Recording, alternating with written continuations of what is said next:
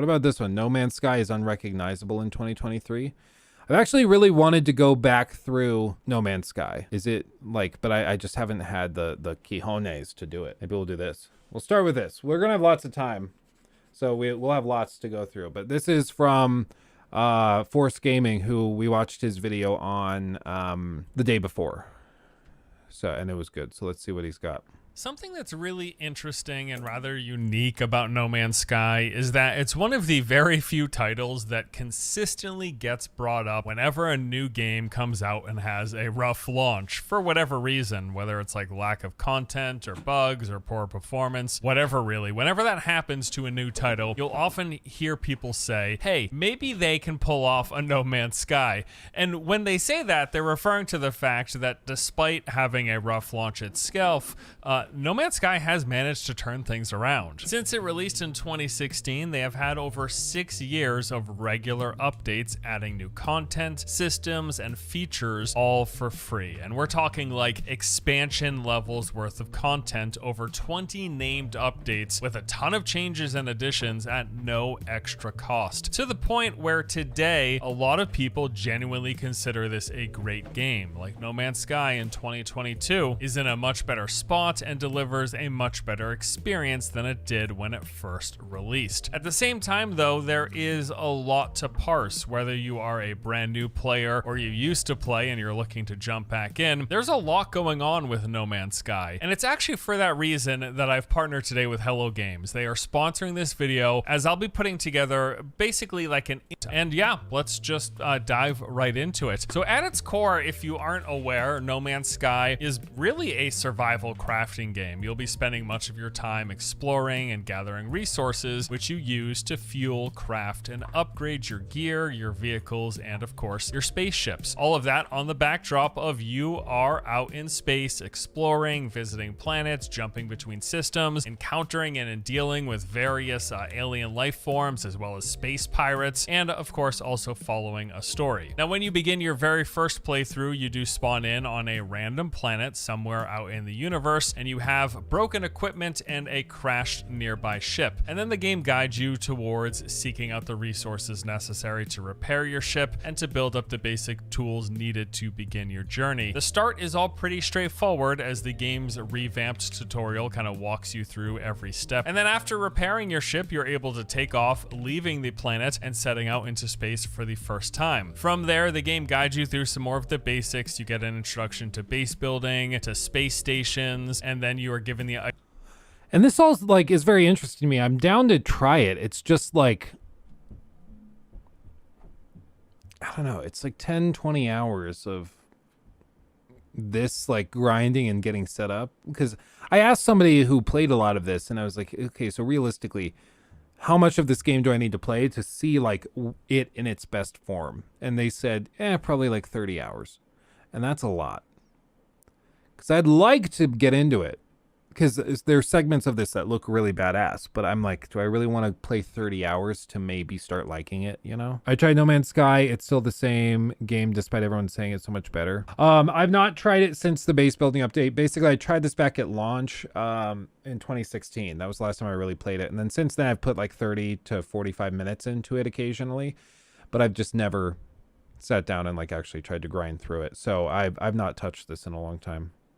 Items needed to repair your hyperdrive, which enables warp speed jumps between neighboring systems. And it's here, after a few more steps in the main quest line, where the game really opens up. But it's also where people kind of start to feel lost. As mentioned earlier, after all of these years and all of this time, things have changed quite a bit. And so now what I want to do is take you through some of the highlights of every major No Man's Sky update, touching on what it brought to the game, because it is really this variation that has added so much depth, and this will give you an idea of what's in the game. And then if you think any of it's cool, maybe that's just what you go towards. That's what you work on just doing, basically. So the very first update was Foundation, and this introduced base building to the game, letting you claim your very own base that was abandoned on any planet, and you had the ability to expand and customize these. They also added a farming system where you could grow and harvest crops. They introduced freighters, which are these bases of operation out in space. They're not only massive ships that act as like extra storage and other means of travel, but they also allow you to send out followers on various missions for rewards. And they introduced 2 additional game modes: creative mode if you're looking for no challenge, just to explore and build, and survival mode if you want more of a challenge with more hazards, a smaller inventory, and increased costs. The second update, Pathfinder, brought a total visual overhaul: textures, lighting, post-processing, other effects. This was actually the first of many visual passes the game would get. They also added ship specializations and classes, so there's different types of ships that are stronger and weaker at all sorts of things. There are new vehicles called Exocraft. These provide extra storage and then a better means of traveling while on a planet. They also added multi-tool specialization and classes, as well as various modes, and they introduced permadeath mode, which is kind of like survival, but you only have 1 life. That's a big ol' no thanks for me. Permadeath stuff can be fun, but I don't know. I just find it frustrating. Some people love it. They thrive on it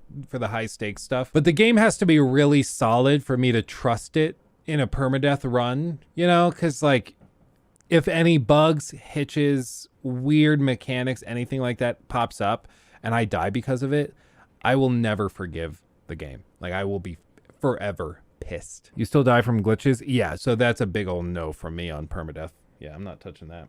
Atlas Rises update introduced an entire new storyline. It's actually about 30 hours worth of story content. They added additional worlds and increased the variety of planetary biomes and added exotic planets as you get closer to the galactic core. They also introduced crashed freighters. This is just kind of another thing that you can see on planets. You'll find these all over the place. They can be scavenged for resources, and they added a mission system. These are basically your side quests. They have tasks for you to complete for rewards and standing. Then there was No Man's Sky Next. This is a huge one where they added full-on... That's the one I heard so much about, was Next. A lot of people did it. Real quick, I'm going to do a poll in chat. I want to know if you guys have played any of this. Have you played, let's say, more than 3 hours of No Man's Sky? I want to know how many of you guys have given it even a little bit of attention.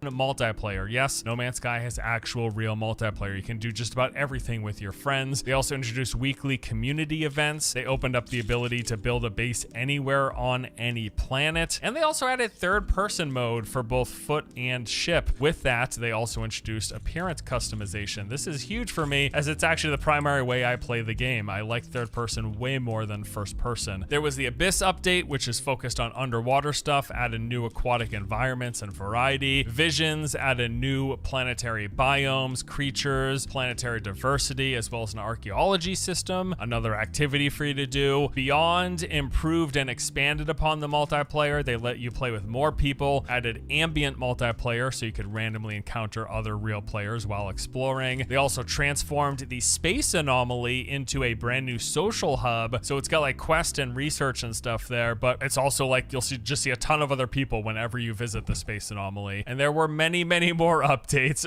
Synthesis was focused on starship upgrades and a bunch of quality of life stuff. They added living ships, these like biological ships, to the game. There was the Exomech update, which added fully controllable mech walkers. Desolation, this is like the Dead Space update where they introduced haunted derelict freighters. These would be floating adrift in space and you can go and just explore them for rewards. The Origins update brought a big expansion to the game's universe with a ton more variety. There was the Companions update, which is a pet system. Expeditions, which is a brand new game mode offering a unique set of challenges. Prisms was a big visual overhaul update. Frontiers added alien settlements to discover and commandeer. The Sentinel update overhauled the game's main enemy faction, the Sentinels, with new types. Then there was Outlaws. This is a piracy focus update, which introduced outlaw systems, the ability to recruit a squadron, as well as capes. They added capes for you to wear.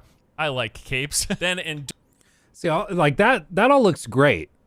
I just want to know, like, how realistic is it that I'll get to this within any reasonable amount of time, right? Oh, Thor! Ifatron. AI Fatron? I'm not sure. Alphatron donated Alphatron, $4.99 for Sorry. Super Chat. Thank you. No Man's Sky I know has been doing really good, but there's something about when a game is released that can really affect a game's status. Oh yeah, no, it's true. I mean, if they don't do it properly, it's forever tainted, forever. What sound does a sleeping T-Rex make? Dino snore. Luke, I got it. That's clever. That's good. I mean, yeah. So Talus says 20 to 30 hours. I'm actually very surprised. 50-50 split. Half of you guys say you've played more than 3 hours of No Man's Sky. That's a lot more than I would have expected if I'm being real. So, I mean, props to you guys for giving it a chance. Let's do this now. Let me ask you this. Have you played more than 25 hours of No Man's Sky? Yes. No. I want to know how many of you guys have actually gotten to this content that he's describing here.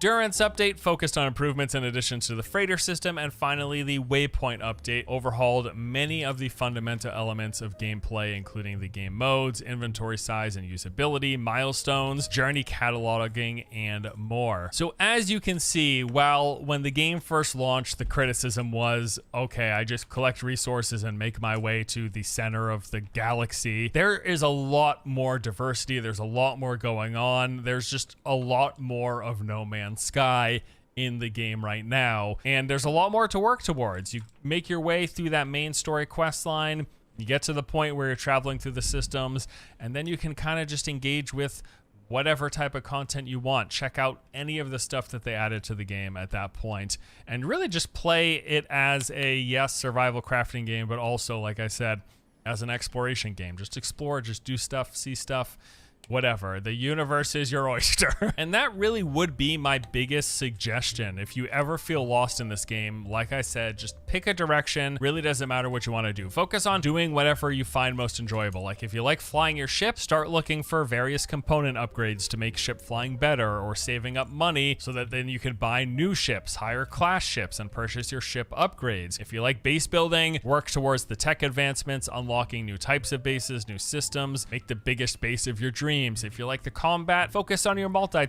That's the base of my dreams. Yong out. tool. Improve the multi-tool, get better blasters, get different types of attacks, and then go out there and engage with some of those sentinel locations, those sentinel nests around the planets. If you like exploring the systems, well, focus on your ship as well, or maybe improve your freighter. There's just so much more to do in the game. Now, if you do decide to check out No Man's Sky, I also wanted to, with this video, give you just some basic introductory tips. There's a whole lot of real detailed, real granular tips from people who have played this game for 6 years straight. I want to give you like a nice introduction to kind of ease you into the game. So from the very beginning, as we mentioned with all those updates, there have been a lot of different modes added. Besides the normal base original experience, they added relaxed mode, creative mode, survival, the community expeditions, as well as custom games where you can basically just make the game out to whatever parameters you want. As a brand new player, or even as a returning player, I would just suggest going with normal to start. I kind of feel like this is like the way the game was meant to be played. It is that kind of experience. So while the game's tutorial does take you through some of the key components, there's also a lot of stuff that it doesn't really tell you directly that I want to touch on here. So your very first step will be to fix your scanner. You need 75 ferrite dust from this, which you'll find from any of the rocks located in the environment. And once that is This is what I started running around doing for like half an hour, and I found it so annoying that I just like stopped playing.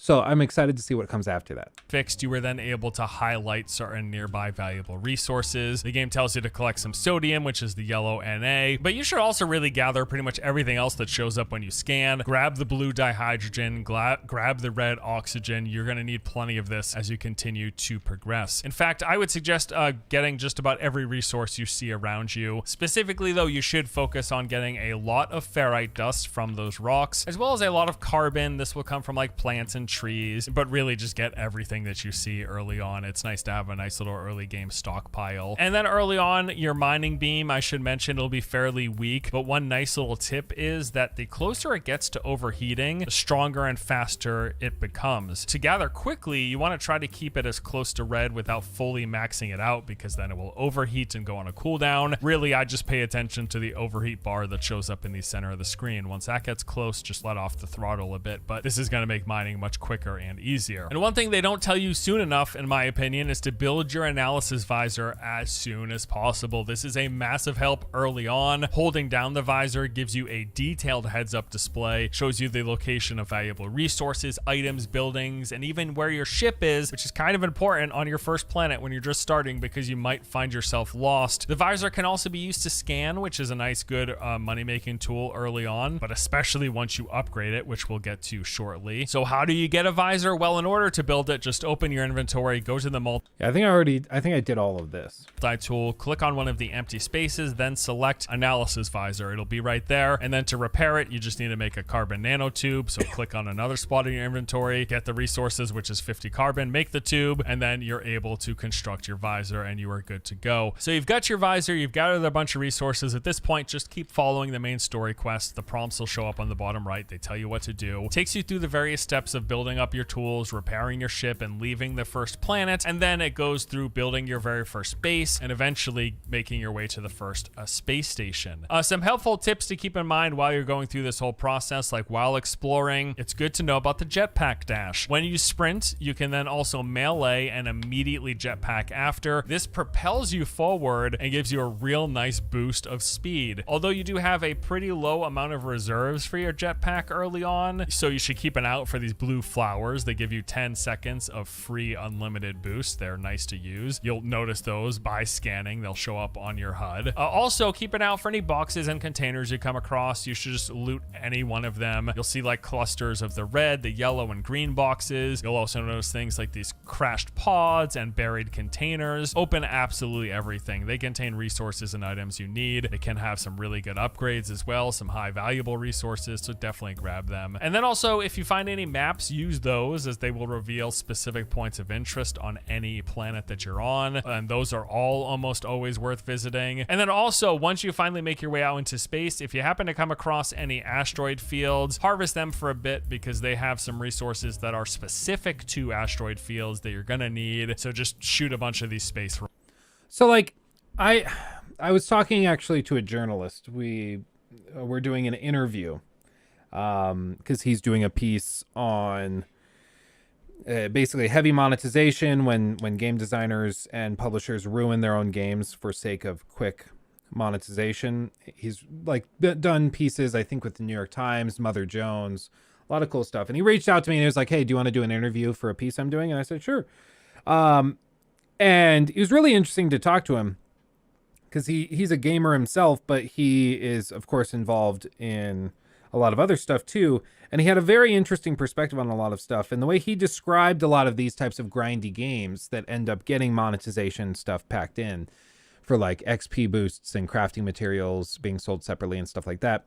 He was like, the reason why those games have always been so popular with so many people is because it's the ultimate meritocracy when they work properly. It's the game that no matter who you are, if you work your butt off, you can have the coolest stuff of anybody in your friend group, anybody that's playing online with you.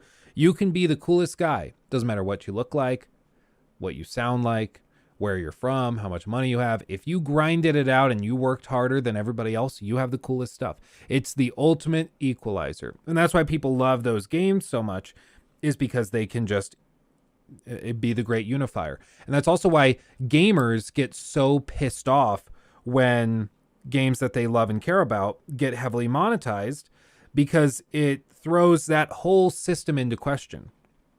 It ruins that sense of fairness. And that's why people have zero tolerance for it, usually in the gaming space.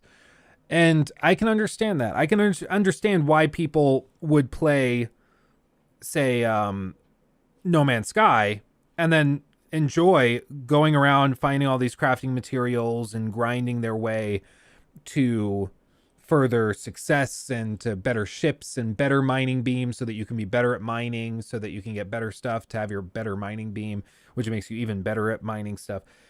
I get that. I understand why some people might like it. But for me, it just doesn't hook me. Like, it doesn't get me. What I could see this game being is a great, like, junk food game. A great game that you play while watching Monday Night Football. A great game to play while you're watching a movie on the side, right? That's where I can see this really being a good fit, you know? So, like, if I'm watching The Last of Us on HBO, and I'm like, I know the story, I know what happens and everything, but I need to just passively watch it while I'm doing other stuff. This is the kind of game you play. Because your brain only has to be operating at like 20% to play this, just running around a minefield, blowing stuff up to mine it. So you don't need to be paying that much attention, and you can just passively enjoy it.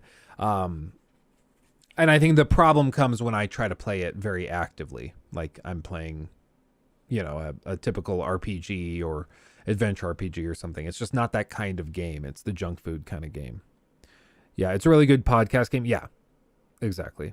Rocks and get whatever comes out of it. Now, it really doesn't matter whether or not you want to min-max things in this game. You're going to want to know how to make money. So there's a couple of things to keep in mind. So you're going to want to focus on gathering the two main currencies, which are units and nanites. Now, both of these will help you tremendously in your path to progress all of your upgrades, your gear, your ships, and you're going to need to do this stuff. Early on, when you're first getting started, if you happen to come across any caves, one nice little early money-making tip is to gather cobalt from these rock formations inside.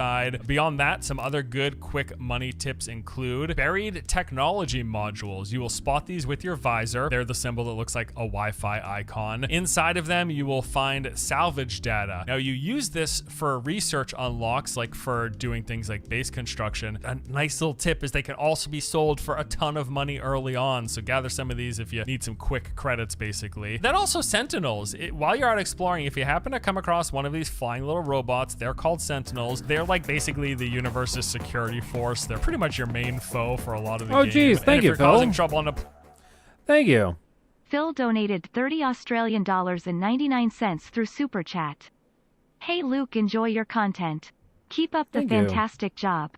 Here's a little sum to put towards your computer room. Thank you. I appreciate you. Thank you so much. And that's very generous of you. I mean, thank you. Thank you. Very kind. My goodness. I happened to play this game during glitch, which allowed us, or during a glitch, which allowed us to multiply valuable resources and sell them high. So yeah, we pretty much broke the progression system. Oh, I could totally buy that. Yeah. You can create machinery that'll mine and make money for you, basically a little bit of game time, and you can get that going. Lots of passive income available in this game. That's the kind of stuff that I love. I love that kind of min-maxing. It depends on the content you do. Some is very interactive. Not much of the game is just mining past the hour or 20-hour mark. Yeah, and that's the thing is I think it's getting over that hump. It's like acquired tastes. I get that some people will say, oh, no, it's an acquired taste. But once you like it, it's like the best thing ever. I understand that. But I also just, something in my brain does not allow me to just casually like do something I don't really enjoy right now with the possibility of really liking it in the future. You know, like that just doesn't click with me. Like if I don't love sushi or a particular type of sushi, I'm not going to keep eating it because people say, oh, I hated it at first, but then I ordered it 15 times and now it's my favorite. I'm like, well, I already have a favorite and I'm okay with it just being my favorite. I don't need to like everything, you know? So with this, I'm like, yeah, no, I get what people are saying, but I just have to, I don't know if my brain can just turn off that long for 20 hours of grinding, but I don't know, maybe we do it on stream while like 15 people are tuned in, because I would guess that not a lot of people are going to be like, it's not a great stream game. It's a great game to play while talking about other stuff or reacting to content and stuff like that. So maybe we do it like that, but I just don't know where I'd find the 20 hours, you know. Luke would definitely not like RuneScape. Yeah, probably not, honestly. I played No Man's Sky at launch, and I remember being so excited about it. I was hyped. I played a bunch on launch day. I made it all the way to the center of the universe, and then my soul was crushed. Yeah, that seems to be the common thread. I would really be interested in people who played it, like on for you, Flying Squirrel, if you Like what you think of the new updates. Have you played it since the new updates? Have you gone in and tried it since all of this stuff? Because I'd find that interesting. You can just play on free roam. Do they just give you like a nice ship to use for free roam and you can just explore?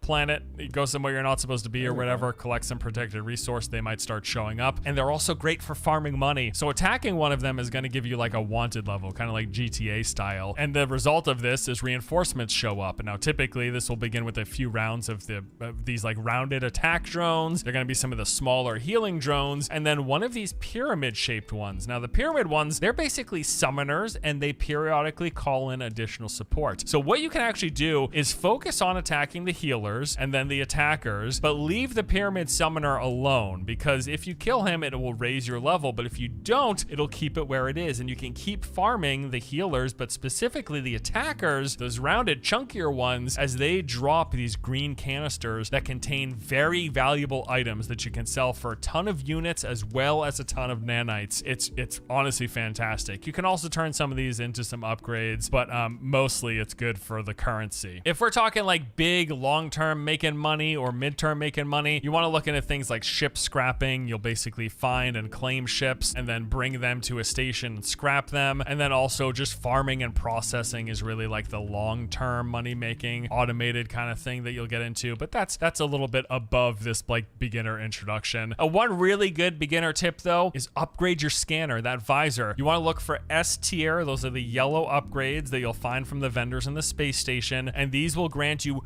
multiple thousands% increase in currency reward from scanning. It is a massive boost to early game money making. Get that and start scanning stuff. And also don't forget you can upload in the discoveries tab, upload what you scan to get nanites. Okay.